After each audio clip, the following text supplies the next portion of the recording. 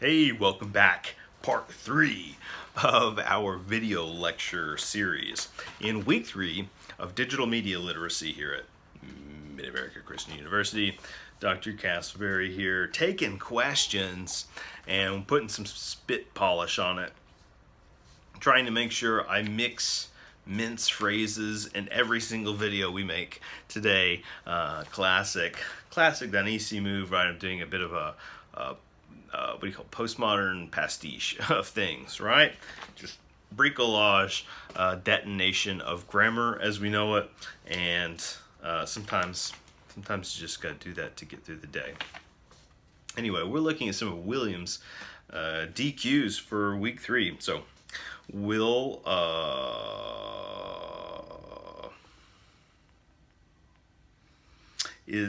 let's jump over to the pop culture book. And Will is trying to subtly drop an A-bomb here. And he says, compare and contrast McLuhan's ideas, page 254. Oh, just compare and contrast Marshall McLuhan, okay. But rather than compare and contrast in my words, perhaps we should turn to the man himself. All right, so you may have seen a little bit of subtle background product placement in the past, but here is a variation of McLuhan's most famous quotation, right? His excerpt from the work, but like all works, they're incomplete and always morphing into something else. Anyways, the medium is the message, and let me just read for a moment, because Will ask me to. All right, so we've got to, when my audience requests, we will deliver. I'm just kidding. But thinking about all of our themes, everything from participatory culture to spreadable media, the online advent of popular culture, the convergence models that we practice and that marketers and advertisers use, and the many mediums of mass communication that we not only use, but we now study in this instance. So taking all of these things into consideration, let me read an excerpt from McLuhan's, one of his most famous works. The medium or process of our time, electric technology, is reshaping and restructuring patterns of social interdependence and every aspect of our personal life. It is forcing us to reconsider and reevaluate practically every thought, every action, and every institution formerly taken for granted. Everything is changing. You, your family, your neighborhood, your job, your government, your relation to, quote, the others, end quote. And they're changing dramatically. Societies have always been shaped more by the nature of the media by which people communicate than by the content of the communication. The alphabet, for instance, is a technology that is absorbed by the very young child in a completely unconscious manner, by osmosis, so to speak. Words and meanings of words predispose the child to think and act automatically in certain ways. The alphabet and print technology fostered and encouraged a fragmenting process, a process of specialism and of detachment. Electric technology fosters and encourages unification and involvement. It is impossible to understand social and cultural changes without a knowledge of the workings of media. The older training of observation has become quite irrelevant in this new time because it is based on psychological responses and concepts conditioned by the former technology, mechanization. Innumerable confusions and a profound feeling of despair invariably emerge in periods of great technology and cultural transitions. Our age of anxiety, quote unquote, is in great part the result of trying to do today's job with yesterday's tools. With yesterday's concepts.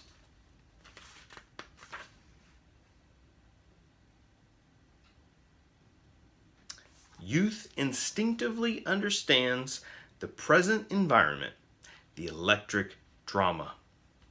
It lives mythically and in depth. This is the reason for the great alienation, keyword alienation, between generations.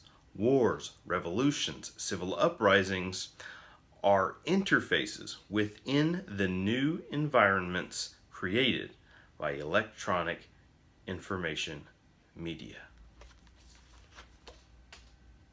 Sound like he's describing something familiar? Oh, by the way, let's double check our sources here. Copyright 1967. What? So 50 years old, Will. Timely question. Let's see here. I just feel like I need to just let that ruminate for a while.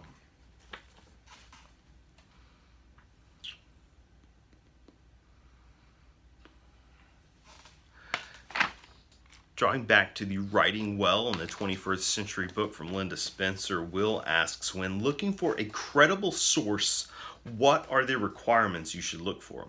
There are many, okay? And it can vary from based entirely upon, what are you studying? What are you writing about? Who is the writer? And so on. But for our purposes, there are a few we can talk about, a few basics that are worth including here. Consider first, does your source have sources? Does your source have sources? Are there hyperlinks? Are there references? What are you looking at? Does your source have sources? Say that 3 times fast. Second, if so, how many sources or how old? How old are they? Okay, so you want to think about the age of any content you are using or thinking about using towards some end. Third, how long ago was the source published versus how contemporary should your sources be? And all of that matters. Context is everything, always. But, how old was it? How old is the information versus, how new does your purpose seek to investigate? Fourth question comes to mind. Is your source established beyond notoriety? In other words, we've got a lot of famous people trying to tell us what to do and who to believe and how to believe and so on these days, and many of them are just self-marketing, and so it becomes this loud, noisy existence, especially online. And so is your source established beyond notoriety, right? As notoriety, loosely, someone being maybe famous or infamous for being famous or infamous. Can your source, fifth, be corroborated by more than one source? Okay, so this is one of those key tricks to, well, why is one newspaper maybe more right or wrong, or what's that threshold of when you could put something out there? And so the majority of our newspapers, they go through a vetting process with their information, at least certain types of information, and before just putting it out in the public, it goes through verification process, and sources go through a vetting process. It's part of that journalistic. I think I said the word process 75 times, but that's what it is. Sixth, is the information qualitative? In other words, is it a smaller sampling, more about the rich details, or is it quantitative? Is it, survey-based numbers? What are the size of numbers? We talk about polling and how polls can always mislead because depends on the kinds of audience. Like, how did you get your poll numbers, and what is the sample size? And all these factors matter. So if you can determine any of that, it helps you assess the strength of any given source.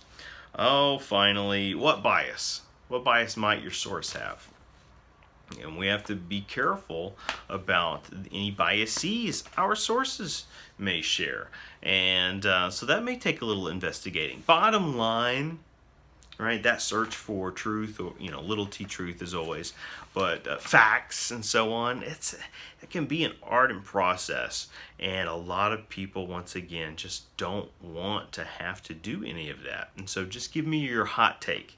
And if I like that, if it re-exists how I already feel, or what I want to hear, then I'm more than satisfied with that type of response. And for those of us studying communication and studying media in particular, we have to be ready and willing to answer the call and go above and beyond when we're considering these types of things. So, terrific questions this week from Will.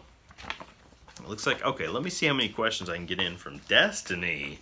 It is my destiny to read these questions. Looking at Donice's text, popular culture, quote. Oh, I can't go there yet. I'm going to save it.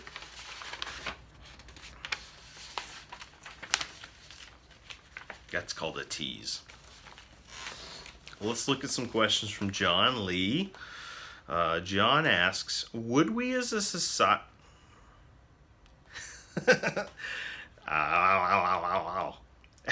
me back up. As the writer discusses technology and popular culture, he states that before alphabets, people communicated their knowledge through spoken word. Would we as a society be more effective in relaying knowledge by going back to the spoken word, or has this become a thing of the past? Well, first of all, we do use spoken word still. We just mediate it a lot of times. And let's say this also. Miscommunication increases the further we distance ourselves from oral communication. Or rather, we should say face-to-face communication, because we can pick up a lot more information from someone's nonverbal cues, the tone of their voice, eye contact, the articulation, where they place the projection, enunciation of certain utterances, and so on, the way they're presenting themselves, and sort of urgency. That gives us context that we lose in text messages, that we can lose in emails, and so on. And we must navigate that. So we have to be masters of communication to say anything impactful and effective today. And so that is yet another reason it gives you that advantage, or it should, when you study communication, is that you're learning how to practice something that we're all trying to do at a more efficient, effective, ultimately persuasive level. But back to that idea of, is it more effective in relaying knowledge, or is that becoming a thing of the past?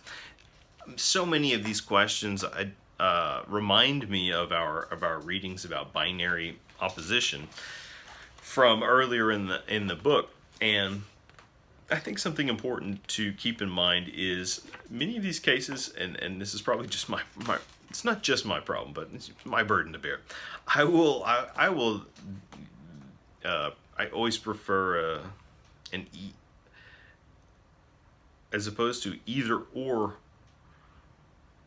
responses to questions. I'm often looking at the both and I think that's something that media culture, specifically the internet, spreadable media model, and so on, encourages, is that we have the choice to both consume, from the internet, from all these, divergent models, or we can, right, I messed it up, and we can also go back to the mediums we prefer, right? It's like, I love the radio when I'm commuting, or, I love podcasts because I'm young, and that's how we listen to the radio.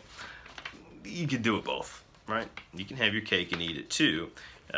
in the kind of spreadable media culture we've cultivated. So a lot more to come on that front, and we will continue with first time ever. We're gonna break the ceiling here, part 4 of our lecture Q&A.